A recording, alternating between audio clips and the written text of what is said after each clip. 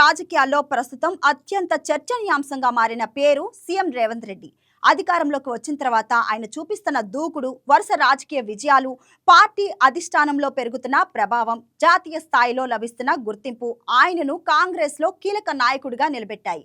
అదే ఆత్మవిశ్వాసంతో రేవంత్ రెడ్డి ఇటీవల చేసిన 2034 వరకు తెలంగాణ ముఖ్యమంత్రిగా కొనసాగుతాననే వ్యాఖ్య ఇప్పుడు రాష్ట్ర రాజకీయాల్లో హాట్ టాపిక్ గా మారింది. ఇక ఇంటర్వ్యూలో మాట్లాడుతూ రేవంత్ రెడ్డి తన రాజకీయ భవిష్యత్తుపై స్పష్టమైన సంకేతాలు ఇచ్చారు. వచ్చే 10 ఏళ్ల పాటు తెలంగాణలో కాంగ్రెస్ ప్రభుత్వాన్ని కొనసాగిస్తానని, 2034 తర్వాత జాతీయ రాజకీయాల్లో కీలక పాత్ర పోషిస్తానని చెప్పారు. అంతేకాదు భవిష్యత్తులో భారత రాష్ట్ర సమితికి ప్రతిపక్ష హోదా కూడా రానివ్వమని ఆయన కామెంట్ చేయడం రాజకీయ వర్గాల్లో పెద్ద చర్చకు దారితీసింది.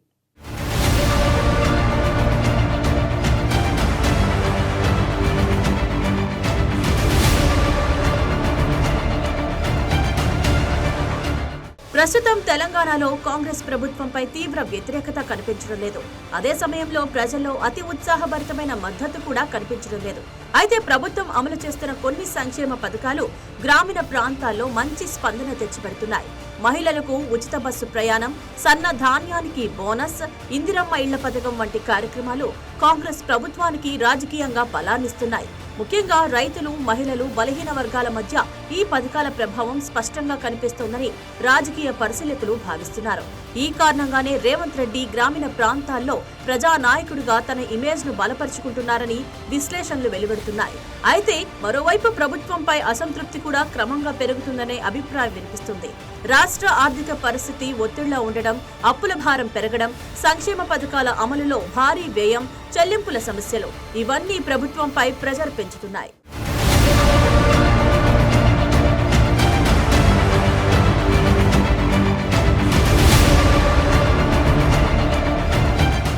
ఇక కొంతమంది మంత్రుల వ్యవహార శైలి కూడా కాంగ్రెస్ ప్రభుత్వానికి ఇబ్బందికరంగా మారుతోందని పార్టీ వర్గాల్లోనే చర్చ జరుగుతోంది.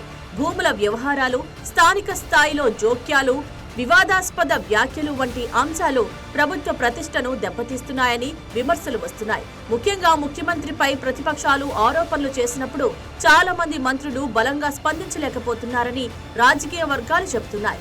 దీంతో చివరకు రేవంత్ రెడ్డి స్వయంగా రంగంలోకి దిగి తన ప్రభుత్వాన్ని సమర్థించుకోవాల్సిన పరిస్థితి ఏర్పడుతోందని అంటున్నారు. ఇటీవల జగిత్యాల నియోజకవర్గంలో చోటు చేసుకున్న రాజకీయ పరిణామాలు కూడా రాష్ట్ర రాజకీయాలను ఆసక్తికరంగా మార్చాయి. కాంగ్రెస్ పార్టీకి చెందిన సీనియర్ నాయకుడు జీవన్ రెడ్డి బీఆర్ఎస్ లో చేరడం పెద్ద చర్చకు దారితీసింది. ఆయన చేరిక సందర్భంగా మాజీ ముఖ్యమంత్రి కేసీఆర్ జగిత్యాలలో భారీ బహిరంగ సభ నిర్వహించారు.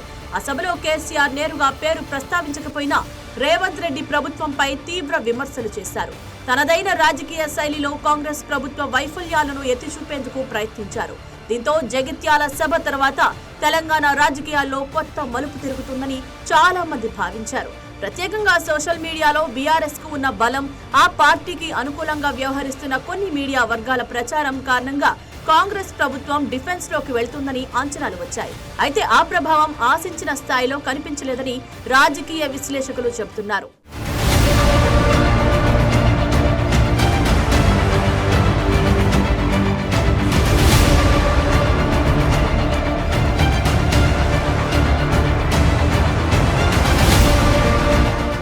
జగిత్యాల సభ తర్వాత కేసీఆర్ పెద్దగా రాజకీయంగా స్పందించకపోవడం కూడా ఇప్పుడు చర్చనీయాంశమైంది.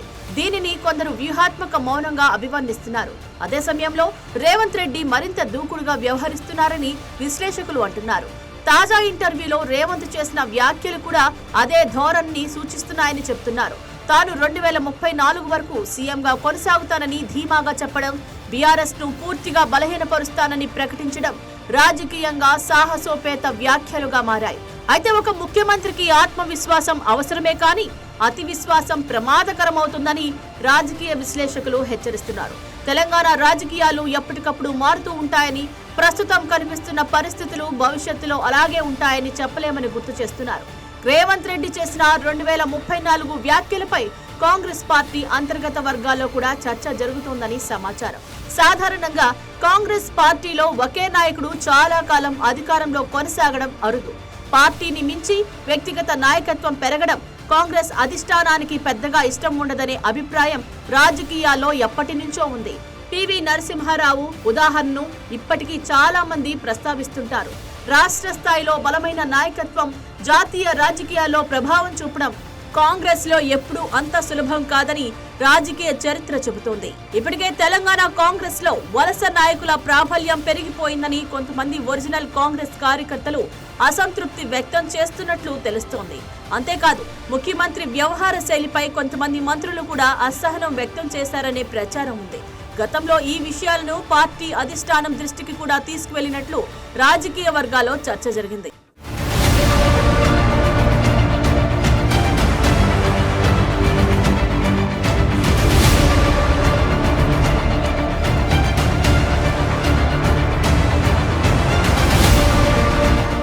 అయితే ప్రస్తుతం రేవంత్ రెడ్డి జాతీయ స్థాయిలో తన ప్రభావాన్ని పెంచుకుంటూ ఉండడంతో అధిష్టానం కూడా జాగ్రత్తగా వ్యవహరిస్తోందనే అభిప్రాయం వ్యక్తమవుతుంది.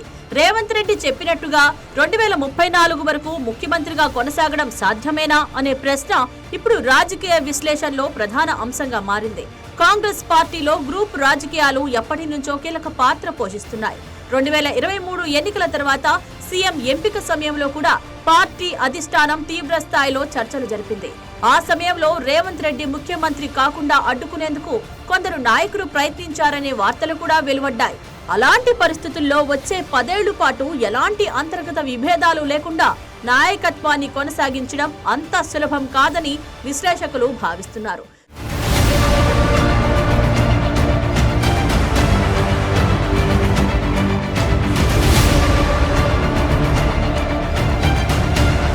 మరోవైపు కాంగ్రెస్ లో అసంతృప్తి వర్గాలు భవిష్యత్తులో బీఆర్ఎస్ కు దగ్గరవుతాయా లేదా కొత్త రాజకీయ సమీకరణాలు ఏర్పడతాయా అనే ప్రశ్నలు కూడా వినిపిస్తున్నాయి. ముఖ్యంగా కేసీఆర్ ఇంకా పూర్తిగా రాజకీయంగా వెనక్కి తగ్గలేదని, సరైన సమయం కోసం ఎదురు చూస్తున్నారనే అభిప్రాయం బలంగా ఉంది. ప్రస్తుతం చూస్తే రేవంత్ రెడ్డి పూర్తి ఆత్మవిశ్వాసంతో ముందుకు వెళ్తున్నారు. తెలంగాణలో కాంగ్రెస్ ను దీర్ఘకాలం అధికారంలో నిలబెట్టాలనే లక్ష్యంతో పనిచేస్తున్నట్లు కనిపిస్తున్నారు. అయితే రాజకీయాల్లో పరిస్థితులు ఎప్పుడైనా మారిపోవచ్చు. ఒకప్పుడు కేసీఆర్ కూడా దేశ రాజకీయాల్లో కీలక పాత్ర పోషిస్తానని ప్రకటించారు. కానీ తర్వాత పరిస్థితులు ఎలా మారాయో అందరికీ తెలుసు. అదేవిధంగా రేవంత్ రెడ్డి ప్రకటించిన 2034 టార్గెట్ కూడా భవిష్యత్తులో రాజకీయ పరిణామాలపై ఆధారపడి ఉంటుంది. ప్రజా మద్దతు, పార్టీ అంతర్గత ఐక్యత, ఆర్థిక పరిస్థితులు, ప్రతిపక్ష వ్యూహాలు ఇవన్నీ కలిసి ఆయన రాజకీయ భవిష్యత్తును నిర్ణయించనున్నాయి. ఇప్పటికైతే తెలంగాణ రాజకీయాల్లో రేవంత్ రెడ్డి కేంద్ర బిందువుగా మారారు. ఆయన ధీమా నిజమవుతుందా లేక తెలంగాణ రాజకీయాలు మరోసారి ఊహించని మలుపు తిరుగుతాయా అన్నది రాబోయే కాలమే నిర్ణయించనుంది.